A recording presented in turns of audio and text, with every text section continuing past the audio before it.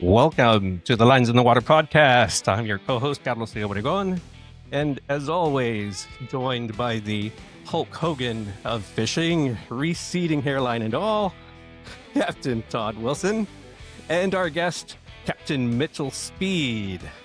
How's it going, guys? Good. It's not a receding hairline. Oh, no? No. Used to be a forehead that I met you. Now it's an 8. I'm trying to figure out where the Hulk Hogan came from. Did I miss something? Well, see, the thing is, like, I'm more Todd, like Rowdy Piper. See, when the thing is, like, you look at Todd's old pictures, and he actually used to have golden locks. I did. Yeah, I did. but now he's all gray. It happens. Sucks. Well, we're all gonna get old, Carlos. Yeah, I know. I've got a couple gray hairs, and Caitlin likes to remind me that I'm getting old. Yeah. But I'm only what, 44? There's a thing at HEB called Just for Men. Oh, no, thanks. It hides. See, the thing is, like, I think pretty good. My genes are pretty good. Like my dad still has black hair, so I'm past the point of rescue. yeah. I might be able to use Just for Men in my beard. Of course, it have to be red because my beard used to be red. Red? Red. What? Yeah. So, Mitchell, what's been going on, bud? Man, for some reason, my neck swelled up today. Yeah? I don't know if it was maybe the cold front or that time of year, but something about today was like, it's getting right. It's getting ready, huh? Today was the day. It's getting right. Driving over Oso, seeing that water dumped out. It's like, yep. Yep, water dumped out already, and cold weather's coming. Okay, so I've heard of the dump. We actually have that here. What are you talking about, Willis? Yep.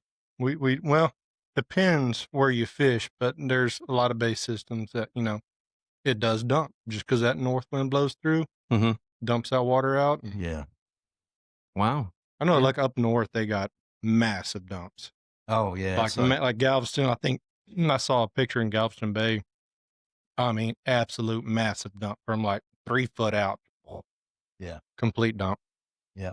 Yeah, it's because I listened to another podcast, and they're from Matagorda to Galveston, and they were talking about the dump, and I was like, what is that? And they got one guide there that is from down here, and he says that it doesn't happen here. Obviously it does. So what does that do to, well, first off, you're a captain. How long you been fishing? Knee high to a grasshopper. Honestly, yeah, since I was a little kid. So who was your influence? Probably my dad and my grandpa. Yeah. Did you start, see, like me, I started freshwater. How did you start? Saltwater. Saltwater? Porter-Connor. Yep. Nice. Probably diapers. I mean, guaranteed in diapers. Oh, wow. Yeah. So, lures or bait? When? Oh, okay. Both. So both. Yeah.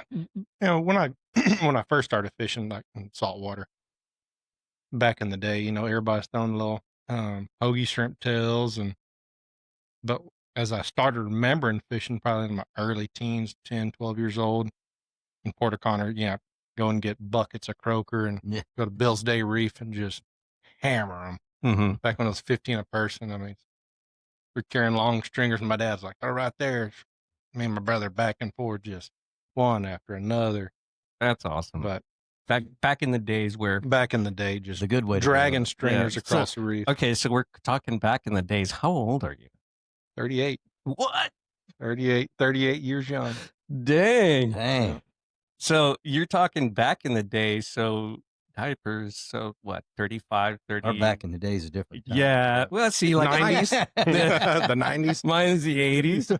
But so why did you, so you're a captain. Yeah.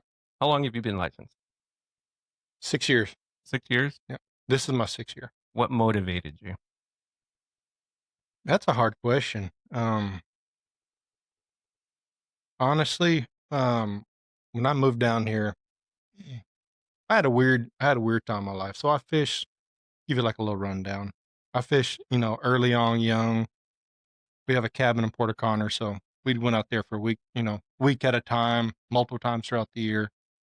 We had a freshwater pond back at our house, so back in Cuero, grew up and lived. Me and my brother caught fish, whether it's in Cuero or Port Connor, we caught fish. That's all we did, fish. Mm-hmm. So I fished pretty hard up till midway through high school, and kind of just not really fishing much anymore. I went off chasing money in the oil field, and as I kind of slowly settled back down, moved back to Victoria, I started fishing a little bit more, and then I don't know what triggered me. It was like 100 all out, 100% all out. I was fishing. So I woke up and thought about going fishing. Caught the bug. Yeah, had a my first boat was a Tower Mike 18-foot redfish line with the Evan Rude 89 special on it. No jack plate.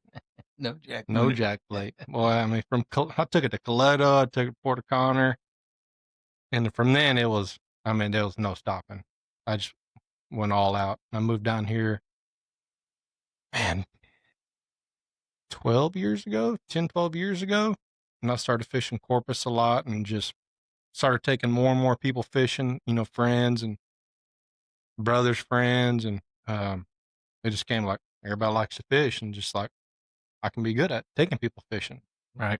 And so made a pretty good success on taking people fishing. Then I started doing the little taking ladies fishing, and then that just started going a different direction. And now I'm kind of in just toward picking and choosing, but with my full-time work schedule, I kind of have my set schedule throughout the summer, taking clients fishing and kind of routine basis. So you said might as well get paid for it. Yeah, might as well. Awesome. So you're wearing your essentially your jersey. Yeah. So Got to represent. yeah, it looks That's like right. it looks like you're a stick. Yeah. So when did you start getting sponsored? Honestly, probably a good estimate, probably 2-3 years ago when Okay. I was fully committed. So how many tournaments have you fished? Ooh, a lot. What He's was fished a lot. Yeah, I know because you were telling me he fished Yeah. he fished Laguna Fished a lot of our tournaments. tournaments. Yeah. over the years. What was your first tournament? Ooh, man, what would that be? Babes on Babin? No, I'm kidding. Put on a Man, I wig. can't even remember. But Oh, the wow. very first one I did. So what's your most memorable tournament? I knew this was going to happen. And I have no good answer because there's a lot of memorable ones. I mean, a lot of good, a lot of bad, from spearing waves from barges and 39-degree water temperatures to raising trophies. The last big one I fished was Saltwater Legends. We got second in that one. I mean, you're talking the best of the best fishing there. I mean, these guys are 100% day in and day out. They live, breathe, catching big trout, and that's the main goal to try to win that one. I mean, that's like the Bassmaster Classic of it Right. all. And we had a pretty good day one. We were, I think, top 5 going into day 2. Went right back, started again, and we caught 2 or 3 good fish that would put us in top 3. And I got to get a shout out to Mark Robinson on this. He was I think he was tied first and second for Angler of the Year. And I think he needed a couple more pounds. I think he already had 6-pounder already. So he's like, we got to catch one more. Let's catch one more. So we made about a 30-minute drive back in the back. Anybody knows the back?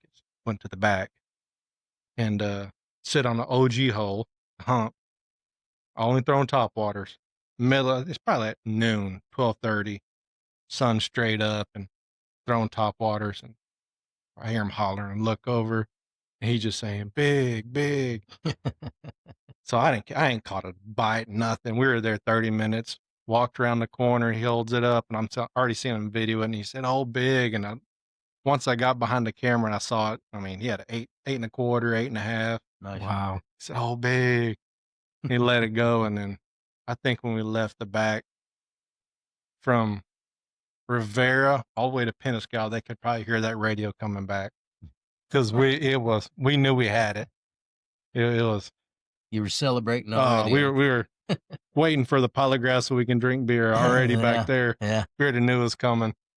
But there's been a lot of memories. I mean, from the smallest tournaments to the big ones. I mean, there's every time you go out, it's pretty much a memory. That's what you're doing, making memories. Every single one. There's so many of them. I mean, last minute fish. I mean, I think one of the ones my wife won, Legends and Lace, the corpus stop, I think 2 years ago. They had all their good trout, and we couldn't catch redfish to save our life. I mean, hit everywhere known to man. And one of the last stops up here close by a duck blind, I said, there's got to be a redfish over here. And I didn't think it'd take 5 minutes, and she hung an 8-pounder. And I was jumping up and down on that boat. I'm like, I'm more happy than they are. Yeah. And I'm watching them. But, I mean, there's a ton of memories. Melinda says this mama is proud. Probably. Yeah. So, redfish or trout? Trout.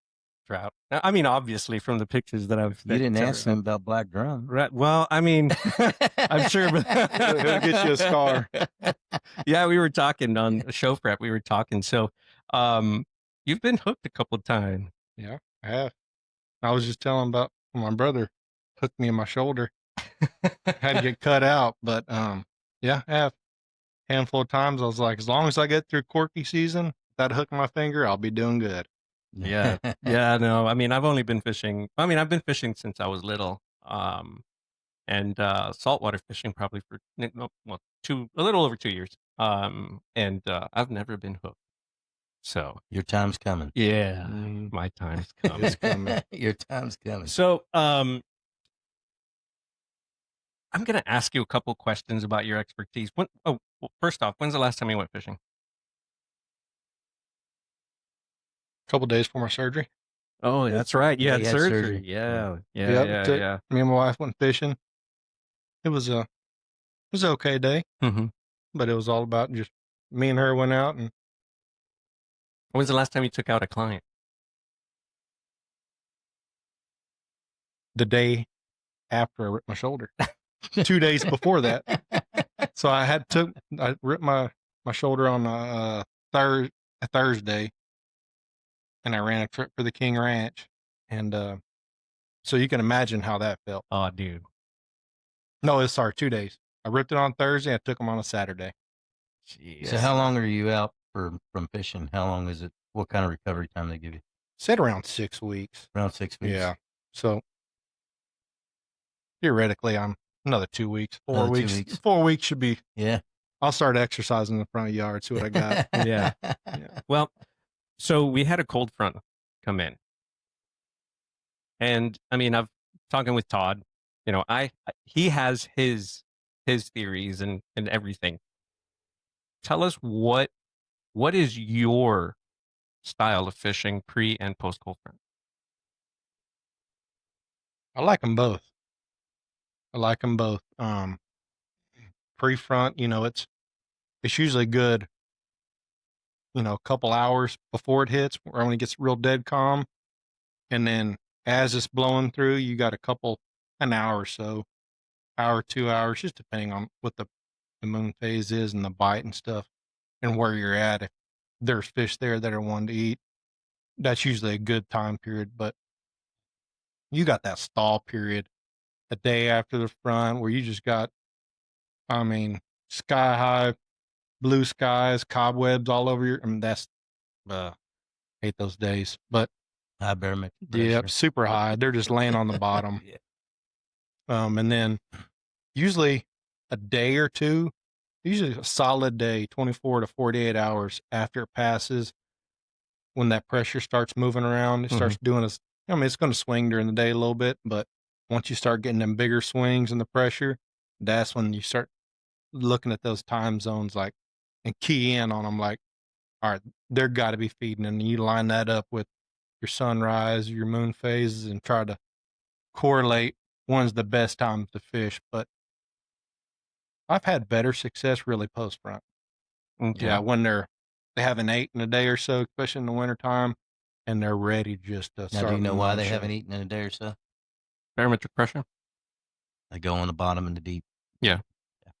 So They get lethargic. correct me if I'm wrong, but from what I heard through, I think it was Heart Institute, that barometric pressure puts pressure on their stomach lining or their Mhm. stomach. So they're just laying there and they don't want to put nothing in their stomach because of the pressure. So they just don't want to eat. It's not. Barometric Mm. pressure affects fish way more than it does humans, but it affects us all. But it affects fish greatly. Yep. Yeah. When you got that big swing and it's like pressure let off them, it's like munch time. Mm. So let's talk Corkies. Yeah, let's talk Let's Corkies. talk Corkies. Munch time. Said let's talk Corkies. Yeah, cool. All right. Yeah. Yeah. So I've never fished with Corkies. So what would you tell? So one of the things here, just a story real quick. The reason we started this podcast and the reason that I'm on is we want this podcast to more for informational purposes for your average weekend angler like me. We bring in experienced people, and of course the experience is Todd on my end. And we want to, I guess, inform and just give information to the weekend angler. I've never fished with a Corky, ever. What is the big deal with Corkies? I can go. You're on. Man, it's like crack in the wintertime. I mean, when the bait moves out, starting around this time Mhm. at the fall dump, fall equinox, the bait starts pushing out in the Gulf. Only things left is usually mullet and very few pinfish. All the shrimp start piling out. Everything they all start piling out. So only thing left is usually bigger bait fish. All your small fish, they're gone. They're out the Gulf. So the deal with a Corky is, I mean, it's just a bigger profile bait that you can work it in totally different, I mean, all different type of cadences and flashes, Water depths. water depth. You can, some sink real fast, some stay, subsurface, an inch or two underneath on top of the surface. And it's something you can throw for a long distance and cover a lot of water, working a bigger profile bait, which nowadays they have hundreds of different, colors and variations on how they sink and what they look like. But I think it's just the bigger profile bait. I mean, there's different companies out there making different kind of suspending baits like that, and they're working equally effective. So it's just, it's a bigger bait in the wintertime, and that's what they want. The bigger, the better. There's been a lot of spin-offs on Corkies. Yep. A lot. So, what was it? Two episodes ago, we started talking about colors. What's your opinion on colors? Some Do people they matter? Some people will probably hate me for this. Yes and no. I mean, it's me. Honestly, I'll probably throw a variation of probably 3 colors. I'll throw like a shade of white, from straight white to a shade of white, and I go to a straight neutral color, which is like a greenish color, and then to a dark color, which is like a plum or a blackish mullet imitation color.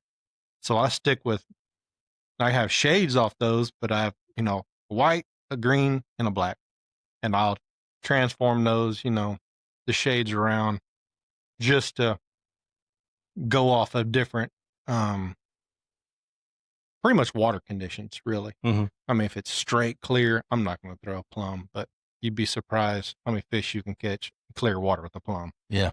Yep. So, what causes you to? So, do you initially start with one color? Do you look at the conditions, and then you make a decision on color? Not necessarily. Okay. I mean, the biggest thing is whatever you're comfortable with. Because if you're comfortable with a purple one, you can catch them in clear water with a purple one. As long as you're comfortable. And when you throw that bait, you know exactly, I'm going to catch one. This is how I know how to work it. I've caught it before. Once you get that mindset, in your head of, I'm working a lure and you know how to work it real good and catching fish, I mean, then you can start doing spin-offs and like, how many more can I catch? Or I'm going straight for redfish, so I'm gonna throw a dark color with a chartreuse tail this time. And it's all comfort and how comfortable. I mean, how comfortable are you throwing it? Really? I told Carlos, I feel like, I have a few colors I use. I bounce back and forth between the same colors, just like you do. Mm-hmm. But to me, it's more the lure. It's True. It is how comfortable you are with that lure, how many times you've used that lure, how good you've got at using that particular bait.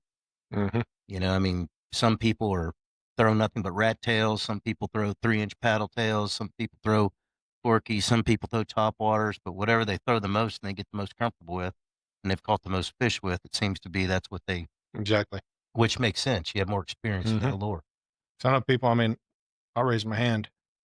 My biggest downfall is a top water. I hate a top water. It gets so throw it forever and ever and ever.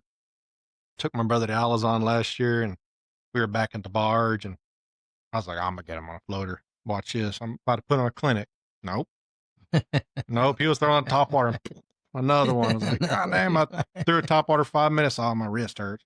Throw back a Corky. Boom, another one.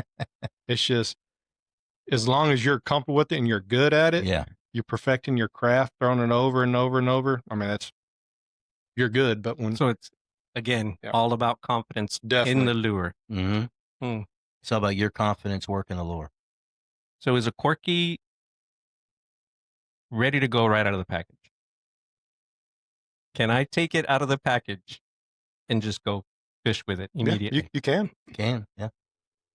Because you've talked about you tweak them, you bend them, why? Different action. Yeah. Sometimes just a little adjustment, changing the action will create strikes. Usually when they're a package, they're straight. I mean, they're flat as a piece of paper. Kind of like that. Yeah. When you work it, usually when they're out of package, they want to dart out of the water. So like the way I do it, I bend mine all the same. I put the nose down just a hair and the tail down just a hair. I don't bend them. I've seen people, look like a U. They want to dive and stuff. I just a hair on both sides and straight as an arrow, just so that nose just goes down when I'm working it, so it don't jump out the water. That's the same thing I do. Okay. Take it out of the package and just a hair. Just a hair. They'd come out of the package like that, I wouldn't touch them. I wouldn't buy them. Nope. So if I gave you a box and it had topwater, Corky, or your favorite soft plastic, what are you throwing? Depends what time of year it is. Yeah. Today, I probably throw soft plastic. why? Just because I think it's about really about a month shy of. I mean, I can catch it. Don't get me wrong. I take a Corky right now and I catch a fish, but to catch a whole bunch of them, probably throw a straight tail right now. Just to give it real fast reaction and just keep walking, throwing. I mean, with the Corky, you got to take your time. That's another thing. You just can't go out there and with the straight tail and just bang a shoreline, walk a mile quick. Corky, you can't do that. It's more methodical. Take your time, pick it apart, potholes and stuff. You can walk there fast, but kind of defeating the purpose of, getting that bait in the strike zone. During Corky season, that soft plastic is more of a hunt bait. Yep. Once you find them, then you flip over. Okay. So, I mean, from the pictures I've seen, you wade. Okay. So, well, you wade, you fish out of the boat, you drift fish. What's your preferred method? Wading. Wading? Why? Well, some people probably get mad because they say, a boat can get in there stealthy and stuff. But when you're in a boat, the way you're drifting and wherever you're going, you're only going on that path. Like you're going the way the wind's pushing you. That's the only way you're going unless you're getting the trolling motor. But when you're wading, I can sit there, eye level with the water and watch for any imperfection, whether it's a mullet flicker or a swirl or just something that catches my eye. Like, yeah, I'm gonna walk 30 yards and cast in one 5-foot sand pocket because I seen 2 bait jump out of there. Like Mhm. something's in there. So I can walk over there and do it. I can change depths. I'm walking knee deep and I know there's a ledge, 20 feet to my left and I see bait. I can transfer to the ledge and work a ledge. You just have more opportunity to catch more fish because you're in control where you're walking. You're moving around. I think it's just better. Mhm. That you just have your control of wherever you want to go. You're not just controlled to the way the boat's drifting, pushing you. What do you look for when you make a decision to get off the boat? Like the first stop. Usually the night before, I look at the weather. I think a lot of people use Wind Finder app, so I'm looking at which way the wind's been pumping, how strong the wind is. Like this, we're talking majority winter time. This is my bread and butter. I mean, From yeah, because we're coming yeah, into winter. So. yeah, it's my bread and butter. Fishing from now all the way till April. Looking through certain areas, well, south shoreline's probably getting beat up pretty bad with a north wind blowing, so I'm gonna move the opposite direction, and then find different areas like this little bar is gonna be holding fish. It's got a trough through it, so I'm already got areas kind of pinpointed where I'm gonna stop and look. But usually going down King Ranch, my eyes are watching the whole time. How does the ranch look? Because back at the old timer saying how there was herds and black rafts of monster trout. Um, they were there this winter, and lots of them. Yeah. So your eyes are peeled, just watching. And if I just see just bait just darting, not just flopping, but I mean straight darting out of the water, I'm gonna stop and at least look at it. Like some of the areas are kind of deep, so I got to find out, make sure it's okay. It is shallow enough, does look good. Wind's blowing up on the shoreline just right or down it. So I'm gonna fish it. Mhm. So half the time in my mind where I'm going, unless it's a tournament, half the time my mind's made up and say I'm going to Badlands or I'm going to Cathead or something. I might stop 5 times before I even get there just because, oop, I saw that. Yeah. Oh, that's good. We've had this conversation did. That's a bunch of times, turn and around. told them a lot of people will say the last time I went fishing 3 weeks ago, I was at Cathead and I caught a bunch of fish, so I'm going to Cathead this morning. Yeah. And they'll just go straight there, not paying any attention to any signs, passing good fish. Yep. To go to Cathead, they caught fish there 3 weeks ago. Fish swim. Mm-hmm. Oh, You they do. you get you see the right elements, you stop. Yep. Yeah. There's times I left out of, I launched out of 37 and I went through the backyard, like through sulfur, and it's like, oh, I got to stop. I mean, it's probably redfish, but let me pop one of them real quick. I'm gonna see what it is. Yeah.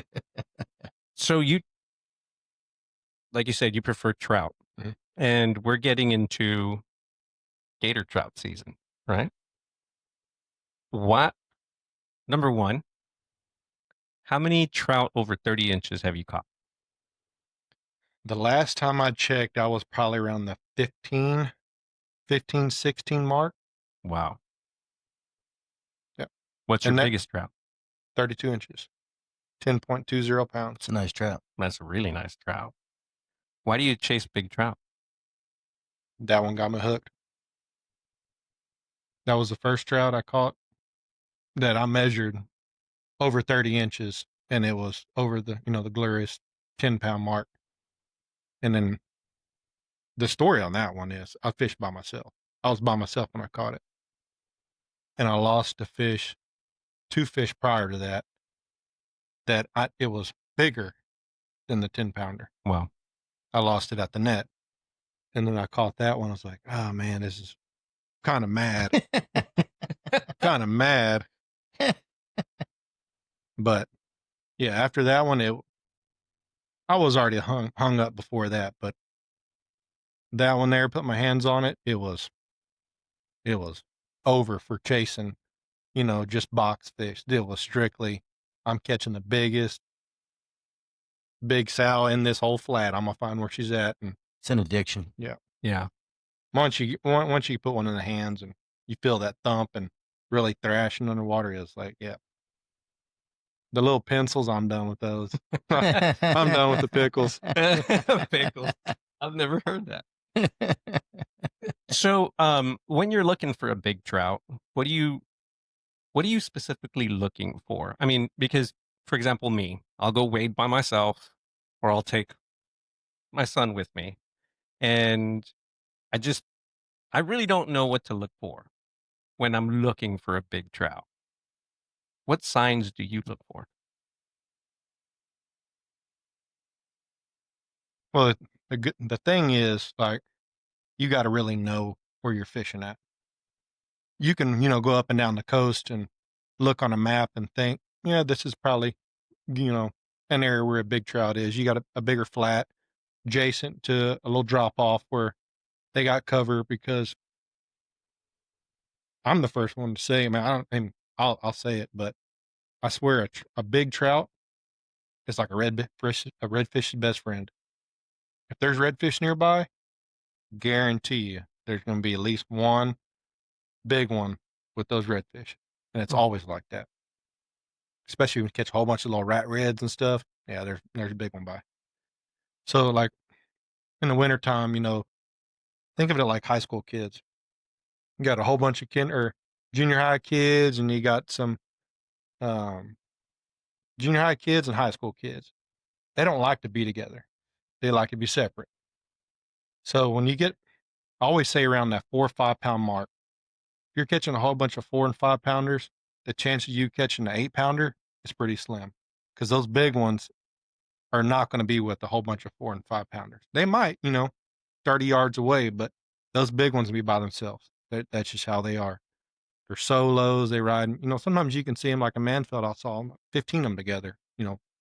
30 to 35 inches in Mansfield, and they're all by themselves in ankle deep water. But they're so far off by themselves. They're looking for little trout, big bait, and they're just so far off they don't get messed with. And that's how they get that big. They're so far up in shallow water, nothing messes with them. No dolphins going to get them. No sharks. People who don't think about fishing, I mean, walk up here in the grass in ankle deep water and try to cast up here. That's probably where they're at. That's why it's hard to catch them, because they're in areas where you wouldn't think about trying to catch them. They're definitely stealthy. Mm-hmm. What do you look for? Same thing. I mean, because when I imagine a big sow, I'm thinking, hip deep water. So what, 2.5, 3 foot? You can definitely catch them in that. You can catch them in, waist deep water, transition periods. I like to get them up there. Sometimes they're up there first thing in the morning, depending on the moon. If the moon's high, got a lot of moon that night, try to get them right off the bat, really shallow. But sometimes if there's no moon, they're out a little deeper in waist deep water, waiting for that sun to come up. Once that sun comes up, they're going to be sliding up. So if you get up there too soon and you're trampling through the water, you might keep them down there. They're going to move off. So I'll always try to start a little deeper, just to check the first transition, see if there's some there. If there's none there. And also the bait will tell you where they're at. I mean, there might be some on the transition period, some might be up on a flat. Jump right to a flat and they're all up there already. And they seem pretty habitual too in the areas that they do hang out. Yeah, They definitely. seem pretty habitual. So once you learn an area, you can kind of figure out, after a while you figure out where they're generally at. Okay. Yeah. Yeah. So he recently caught like a 28-inch. We were in ankle deep water. We confused it for a black drum. They're redfish. Yeah. I mean, it's elusive. Like my personal best is I think 26-inch. And I was drifting when I caught it. I haven't really, I guess, I haven't really progressed. I'll wade. I'll get down and wade, and I mean, I'll catch some reds. I'll catch you know, my limited reds, my limited trout, but they're all pickles. So I got a question for you. One of the things that we're doing on this podcast is getting the weekend anglers who've never really fished any of the tournaments to start fishing some tournaments. So let's say you've never fished a tournament before. You're a weekend angler at one point in time, right? What would you tell a guy that's never fished a tournament? What kind of tournament would you tell him to first start out fishing? Well, definitely find a tournament that you're comfortable with. I mean, because I wouldn't say there's middle tiers. There's all different type of tournaments. Just find a group of guys that you have fun with and you all get along. That's the biggest thing in tournaments nowadays is getting along with your other teammates. Oh, yeah. Find one in the summertime. I mean, there's ton of them in the summertime. Go out there, have fun, have a couple of cold beers, get to feel with everybody, because that's the biggest thing with tournaments is relying on your teammates as well. Redfish tournaments are a little different. You got a lot of solos and stuff, so you're by themselves. But trout tournaments are usually the 2 to 4 man, 2 to 4 man tournaments, 2, 3, and 4 man tournaments. Find a group of guys you're comfortable with. You know how they fish, because a lot of people fish differently, and you got to adapt to them, and they have to know how you fish. And so when you get out on the water, you really don't got to tell them, like, hey, Todd, go on that side. I know he's going there. I'm gonna go here, and everybody just jives right off the bat. Start with the smaller summer tournaments, and then start working your way up. Hey, I got it. I'm comfortable. And then if Todd would have tournaments again, definitely tell him to get in that one, because I fished a lot of them. Not happening. Yeah. But I'm done with that. Other than that, yeah, there's not a whole bunch of big winter ones. Didn't he fish the Troutapalooza? Yeah, I believe so. Yeah. Yeah. He's Okay, fished. yeah. He fished a bunch of them. Yeah. So yeah. So, So I'm let's sure talk the about your sponsors. Yeah. Who are all your sponsors? biggest one is Mamba Boats, Jim and Jared Poole. Been with them since day one down here. Back when I got first show water, and I've had 2 Mambas since. Definitely night and day difference dealing with different competitors, but they're my number ones right now. They back me, they back my wife, because she fishes too now, and she's kind of got her own deal going on. So proud of her with that. But yeah, definitely number one is Jim and Jared Poole. Ton of different other people. Michael Bossy, he's supported me since day one. Guys at Bahio, Jimmy Burns at Waterloo. Who else? Marty Strakus at Coastline Trailers. Down South Lures. Yep. Michael Bossy. Yeah, he said Michael. Oh, yeah. Yeah. Awesome. Billy Gerke at Fiberlast. I mean, Powerful. yeah, definitely Power Pole. Casey Carpenter. I don't think he's there anymore, but anyway, I've had a lot of good support, and a lot of people have trusted and put their faith in me, and I show it. I'm respectful, and So you run a Mamba, obviously. yes, sir. What do you like about him? I have the new Mamba 24 Elite Cat. So it's a full sponson cat, triple stepped hole, got a Mercury Racing 400 on it. That sucker is a absolute dream. But first of all, it gets you from point A to point B super fast. I would imagine so. Yeah. People's got their eye on that black boat now, because how fast it is. People don't know it's that fast, but it sucker boogies. It drafts where I need to go. If I'm gonna stop in shin deep water and get out, my V hole is a little trickier than that. Mhm. It was more weight sensitive. This one here, I can put 3 guys on it, and I can get halfway to wadeable water. This one here, I can go right up into wading water, shut down, super quiet. And I can get up. If I want to go to 9 Mile in the wintertime when it's blowing out the north, and I got to idle to the middle to jump up, I don't got to worry about that more. This might cost me a little bit of cup in the prop, but I'm getting out. But yeah, Well, we got to have a commercial break. You ready? There we are. Thank you, Miller Lite. Yeah. Miller Brewing Company. But yeah, it's been I've had it a little over a month and a half now, but I'm ready to put it through all these winter tournaments and put it to the test. Should be good. It's been real good in rough water so far. How often do you get a new boat? About a year and a half. About a year and a half? Yeah, about a year and a half. What do you do with the boat that your old boat? Either I sell it or Waypoint sells it. So Okay. yeah, the last two have been at Waypoint for sale, and they've helped start do the selling process and stuff. So it's easier to go straight through them. You can get financing, and they got in-house financing there, and it's pretty much makes it easy for somebody wanting to buy a boat instead of just going through the bank system. It's a one-stop shop. You can do it all right there. So now that you have a really nice boat, you were talking about what caused you to move up from the RFL? RFL? Mm-hmm. That was your first boat. Oh, Yeah. RFL, yeah. Man, I'm gonna go down this rabbit hole. I We got like slung, rabbit hole. I got slung off my boat. Wow. So I was by myself in Port O'Connor. Went to go pick up my little sister at the boat ramp. I was coming. We have a cabin in Port O'Connor. So I left the cabin. I was coming through a cut, and somebody kind of cut me off. Well, I was turning. It's RFL slide. When you turn, you're committed. You're sliding.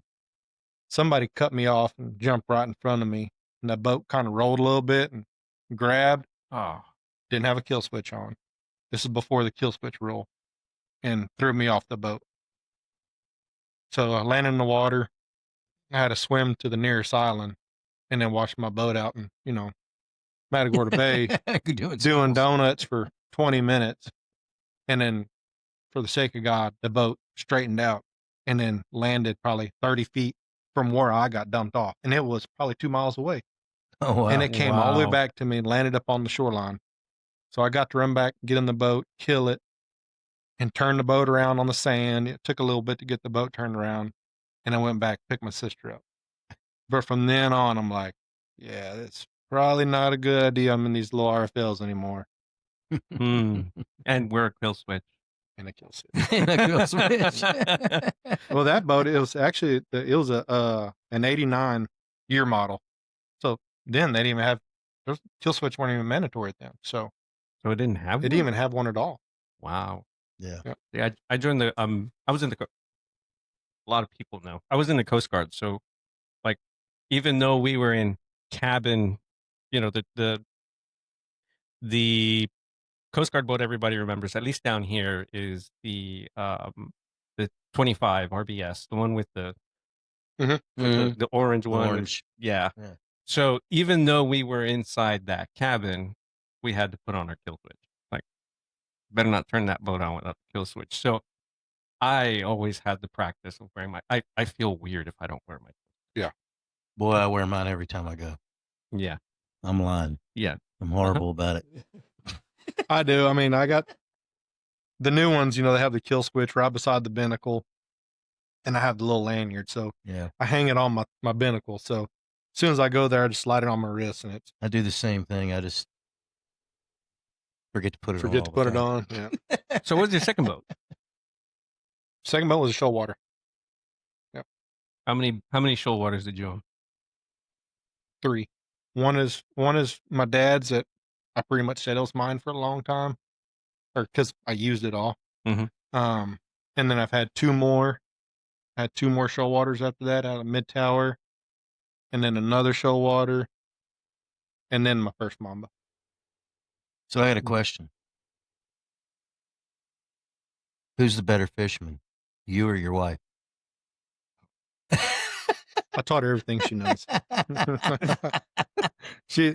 This I last gotta year, try and get you in a little bit of well, I trouble. know. This last year they caught a whole bunch of big ones. And they got a pretty salty group of girls. They got Who fishes on her team? my wife Kimberly, Desiree Warnack, and then a lady out of Rockport, Ajali Hall. Gotcha. So, and crazy how all things got together. I used to work with Ajali's husband, Carrie. And then we became pretty good friends working together, and we started going fishing on the weekends in Copano. My wife would come over, go over too, and they start talking, and next thing you know, here we are 10 years later, and they're BFFs fishing tournaments together now. There you go. But so do you have a group of guys that you fish with all the time, or is it just sporadic? It's a hard one there. I fish with a couple different guys throughout the years. It's all just pretty much depending on feel. That's the biggest thing, just knowing, feeling everybody out, and then once you get into a groove, yeah, you're dead set. It's just when you get in a groove of catching big trout, you got to have the mindset. Mm-hmm. It's all about, You want somebody who's going to go grind it out. Yeah. Yeah. Going to be dedicated, not somebody at 11 o'clock tells you they got to be back at 12. Heard about that story. Heard about that story. Yeah. Now, I'm with a group of guys, and all of them are 100% guaranteed. Like, let them out of the boat, and somebody's gonna hang one. So, who do you fish with the most? I fish a lot with my brother. Yeah. Yep. My brother and a guy called Bear Dog. That's my wife's cousin, but it's like her brother. I first moved down here. That's I think we fished a couple years of the Legends together. I mean, every chance we get, Right. we're all three gonna tear up a shoreline together. Are you going to fish the artificial showdown? Depending on work. Depending on work. Yeah, that's my plan. Yeah. But it's depending on. I like that tournament. Yeah, it's one of the only ones that's left. Really, that's a 1 day. Billy does a good job with it. Yeah, you can leave whenever you want. Yeah. Fish wherever you want. Yep. Last 2 years I slept in the boat. I want to do that again this year. Sleeping in the boat in my waders and start stinking. If anybody knows, over 12 hours in waders, you start getting the stink going on. You might be a little rank. Yeah. No more sleeping on the boat. So I've fished maybe twice in waders. Yeah. I really have to invest in one of the front zips. Yeah. G4. Yep. With a zipper. Dude. Or you're close to a shoreline or a tall rock. Yeah. Where you can actually take care of business. Yeah, dude. Yeah. No. I had 2 close calls, and I was like, okay, that's it. Like I have to get good waders. Yeah, wader season for me, it's like my wife, her time of year is putting up Christmas decorations, which is about to happen right now. But mine is getting the waders out and getting to put them on for the first time. That's what I look forward to. Oh yeah, my favorite about time that to fish. Yep. Yeah, I mean, winter I still stay on the boat and I'll drift because the water's cold, dude. Yeah. I'll tell you, wade fishing in the wintertime, gear is very important. People don't realize that, but you buy a cheap pair of waders and you go out wade fishing and you're in the water and they start leaking and the water's cold, it makes for a miserable day. Yeah, you're doomed. Yeah, you're done, so good gear is very important when it comes to wading in the winter. Definitely. Throughout the years, I started with a $200-$300 set of, Sims bottom of the line waders, and they did good and got me by. I mean, they definitely got me by, but as you're in the water more and like you depend on your equipment, pretty hard. I mean, like, hey, I'm going to be walking through rocks and I need to stay really dry and really warm because I'm in the water 14 hours today. So I got to really depend on the stuff. You start investing in the really good gear. I mean, I use nothing but Sims. And it's just been, and there's a couple new wader companies out. One out of Port Connor. One of my team members is a part of Southerly, and it looks like a pretty Southerly? good. Yeah, Southerly. Yep. Your grandma's I haven't watching seen them yet. Oh yeah. Yeah. Hey, Granny. Yeah. Yeah, I haven't seen those yet.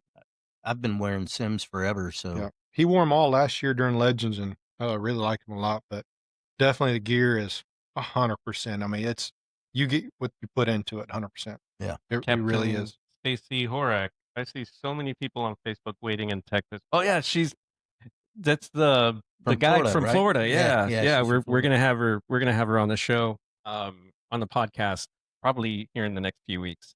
Yeah. So, what other gear do you suggest for your weekend angler? You can't go wrong with a good rod and reel. And there's many variations on it, and there's a million different actions. What I don't recommend is just going strictly something off the shelf. I'm like, oh, it's got a name on it, I'm gonna grab it. Really look what type of action it is, and then what you're gonna be fishing with. So if you're a bait guy, probably wouldn't recommend going buying a Waterloo carbon mag to throw a throw a croaker or nothing. I mean, it could work, but look at all the different type of rods. They all have their purpose for what you're going to be using, and get a good reel. I mean, a good reel, you don't want to go out there and bearing corrode up on 2 times. Make sure you buy the right gear ratio for what you're doing if you're using a bait caster. Very good topic. Okay, so I want to fish with Corkies this winter. What's my setup? I throw a 6.6 carbon mag, and I throw a baits reel. But the way I fish Corkies is a lot different than the way that other people fish Corkies. And I like a fast, super fast retrieve. Some people like a lower gear ratio, but they're thinking about how they're fishing. But when you start fishing for big fish, a lot of people know that you catch a big fish. When you get thumped, when it rocks your rod, half the time she's running right to you at 100 miles an hour. So the last thing I want is a slow gear ratio and then trying to reel 1,000,000 miles an hour and not catching that slack up. So I really want to reel as fast as I can to get all that slack up. 7.3 and up. I use mostly 8s. Yeah. She runs straight to you, sticks her head out of the water, and tries to spit that lure. I had that happen to me once. I was topwater fishing, and it came out. That mouth was that big, and it shook, and there went my topwater. See you later. Yeah. It was almost like a wave goodbye. Yeah. Yeah. I'm out of So here. usually happens like, oh, heartbreak. Yeah. So, what do you throw? Well, that's kind of to be determined. So Kevin Rods with Mermaid is not making rods anymore. So I'm probably going to switch to Waterloo. Most Action. likely. And I use Shimano's. Yeah, this is the second year. Yeah, the second winter. It'll become the second winter I've used baits, but up until then, I still love Shimano's. Yeah. I mean, Yeah, 100%. they're hard to beat. They're hard to beat. I got sponsored by Daiwa for a while and used the Daiwa reels. And I mean, they weren't bad reels. I thought they were a little bulky, a little heavy, Mhm. but they were free. Can't beat that. No, I mean, it's hard to beat the price, right? Yeah. So, I actually did away with that. That's another thing we'll talk about a little bit, is sponsors. So a lot of people have sponsors, and I think it depends on the quality of sponsor, whether you really even want to romance it. Yeah. A lot of sponsors are just discounts, and then you have the reps call you and they want you to do favors for them, take them fishing, take them to the cabin for the weekend. And at some point, it gets to be you're spending more money on them than they are you. Yeah. You know what I mean? So choose sponsors wisely if you have somebody entertain you. Yeah, it's always went through the philosophy of like, think of somebody like as your family. Hey, could I really, support what they're doing, and they're Right. supporting me? So I always think of it like, if I want to go down this relationship, Yeah. I don't want to burn you out. You don't want to burn me out. Could I see this happening? I think in the future, like, it's usually a dead set. If I'm on something, I'm probably not going to leave it. Yeah. So I don't have a real sponsor Yeah. because tides change. I'm like, oh, I like this one. I like that one. I mean, I like what fits my hand the best and how I like it. And So right now you're using baits. Yeah. I thought about buying one. God, they're pricey though. What do you like about it? I don't. Well, I've the past couple reels I've used Shimano Metanium. It's a it's not really not titanium. It's a different alloy, but it's made for freshwater. Super light. I mean, you can cast that joker a mile. Super smooth. Isn't it a combination of like titanium and something else? I believe, isn't it? Yeah, it's I mean, something. but It's something. I think they call it manganese, but it's not. It's a different type of weird metal, but it corrodes real bad in salt water. So I was spending my time after every fishing trip pulling it apart. Man, I had all different type of backup parts and swap this frame for that frame, use this bearing for that. I mean, swapping it all, and just got to the point where like I'm spending more money on this reel trying to upkeep. And then if you go to a little bit cheaper reel, like a Corrado or something a little smaller, I mean, they were fine. It's just you weren't going to get the smoothness and the castability out of them. And so when the baits came along, they offered, it was their reel frames are made out of solid block of aluminum, Yeah, all they're CNC milled. Yep. So there's no flex in them. Aluminum's not going to corrode. If it's solid billet, aluminum's not going to corrode. And they're made in the U or made in Texas. Had me on board. And then when they started coming out with the way their bearings sit on the reel, kind of a floating bearing style like the Metanium. So I was like, I got to try it. So I tried one of them. I loved it. And then they came up with a salty hundo that came with ceramic bearings. Because see, I was already buying ceramic bearings and putting them in my Metanium. I'm like super tuning my Metanium. So I'm like, yeah, this is right up my alley. What's the price point on them? They're like 450, 475. If they last. I mean, yeah. Oh, it was about the same price for Metanium. Yeah, I mean, we have to plug small businesses here, local. They have them at Roy's. They do.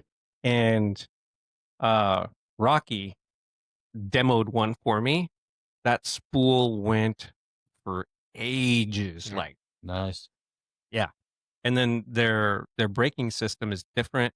Yep. Yeah. I almost pulled the trigger, but I was like, do I want to get into my beer fund? No. So I went for a Lew's Tournament Light. Yeah. I bought all my reels from Roy's. I mean, I buy all my stuff there. I buy all my stuff there. Yep. I think most people in the area do. Oh, they do. I mean, there's really nobody it's a one-stop shop for fishing. Nobody compares. If you ever, before any big tournament in Corpus, you go in there about Thursday, about 3 o'clock, or if there's a norther blowing through Thursday, go in Roy's. Yeah. You're going to see everybody you're fishing against in there. Yeah. So you're walking down the aisles and down the Corky aisle, and you're looking at somebody down. Look what I'm buying. Don't look what I'm buying. You're kind of, what you been doing? Hey, Brian says, some of my best memories fishing was with Mitchell Speed and Jake Speed. Love you boys, and we damn sure gonna run it back one of these days. Yeah. It's a good deal. It's about that time. It's about that time, huh? So you have you said, I think 4 weeks before you can start fishing again? Yeah. So tell everybody out there, if they want to go fishing with Mitchell Speed, they want to hire Mitchell Speed, take them out, teach them how to do some wade fishing, how do they get hold of you? They can get a hold of me in my Facebook account. It's pretty much my primary one. Got my email address, my cell phone number, Instagram. I am the world's worst on trying to keep track on social media. It's hard to post a whole bunch of pictures, but that's how it is. But there's my contact information on there if someone wants to get a hold of me. So it's under Captain Mitchell Speed? Yep, Captain Mitchell Speed. Put out your phone number. Yep, you got my phone number. Phone number's 361-571-4673. Text me day or night. I'll respond. There you go. Yep. Well, Captain Mitchell Speed. Mitchell, thank you very much for coming on the podcast. Thank both y'all gentlemen. Yeah, no, we enjoyed the conversation, talking about Gator trout and all your experiences. And so you've got 6 weeks before you can fish? 4 weeks. Yeah. Yeah, 4 weeks. Give or take. You might push it a little bit. Might push it a little bit. My mom's probably watching me. I got in trouble because I took the stitches out myself. So yeah, I'm itching back. But hey, it came in a perfect time. You know, it's almost that time. We're like, hey, this is gonna be perfect. I'll get done, get some work stuff knocked out, and it'll be perfect time to fish again. Be healed up right for the good time of fishing. All right, and for all of you out there, follow us on Facebook, Instagram, YouTube, and you can catch. Of course, I'm gonna upload the audio to Podbean, Amazon Music for the podcasts, Apple Podcasts, iHeartRadio is kind of hard to find, and Spotify. So, Mitchell, thank you very much. Thank you, Mitchell. Great. Yeah. Yes, sir. I learned a lot. Hey, and for all the listeners, like, subscribe, and share to these Lines in the waters. channel. Thank you. And y'all get some good stuff coming. All right. Well, tight lines. Yes, sir. Tight lines, everybody.